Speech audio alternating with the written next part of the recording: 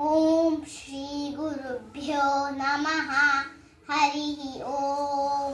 ಶುಕ್ಲಾಂಬರಧರೌ ವಿಷ್ಣುಂ ಶಶಿವರ್ಣಂ ಚತುರ್ಭುಜಂ ಪ್ರಸನ್ನವದನಂ ಧ್ಯಾಯೇತ್ ಸರ್ವವಿಘ್ನೋಪಶಾಂತಯೇ. ಓಂ ಶ್ರೀಕೃಷ್ಣ ಪರಬ್ರಹ್ಮಣೇ ನಮಃ. ಅಥ ಶ್ರೀಮದ್ಭಗವದ್ಗೀತಾ ಧ್ಯಾನ ಶ್ಲೋಕಾಃ.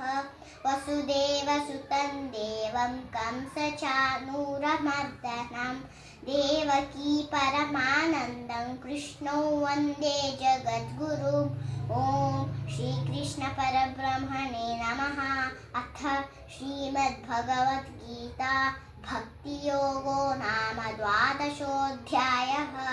ಅರ್ಜುನ ಉವಾಚ ಏವಂ ಸತತಯುಕ್ತಾ ಯೇ ಭಕ್ತಾಸ್ತ್ವಾಂ ಪರ್ಯುಪಾಸತೆ ಯೇ ಚಾಪ್ಯಕ್ಷರಮವ್ಯಕ್ತಂ ತೇಷಾಂ ಕೆ ಯೋಗವಿತ್ತಮಾಃ.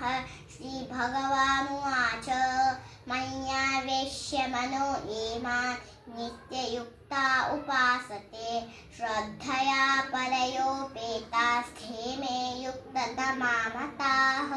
ये त्वक्षरमनिर्देश्यमव्यक्तं पर्युपासते सर्वत्र गमचिन्त्यं च कूटस्थमचलं ध्रुवं संनियम्येन्द्रियग्रामं सर्वत्र समबुद्धयः ते प्राप्नुवन्ति मामेव सर्वभूतहिते रताः.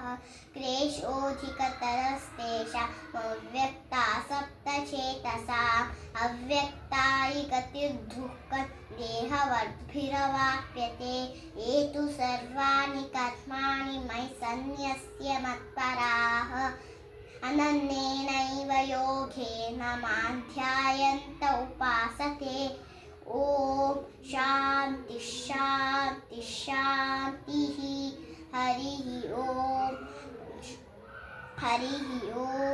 ತತ್ಸತ್.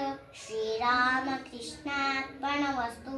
ಈ ವಿಡಿಯೋವನ್ನು ನಿಮಗೆ ಇಷ್ಟವಾದರೆ ಶೇರ್ ಮಾಡಿ, ಸಬ್ಸ್ಕ್ರೈಬ್ ಮಾಡಿ, ಲೈಕ್ ಮಾಡಿ. Thank you.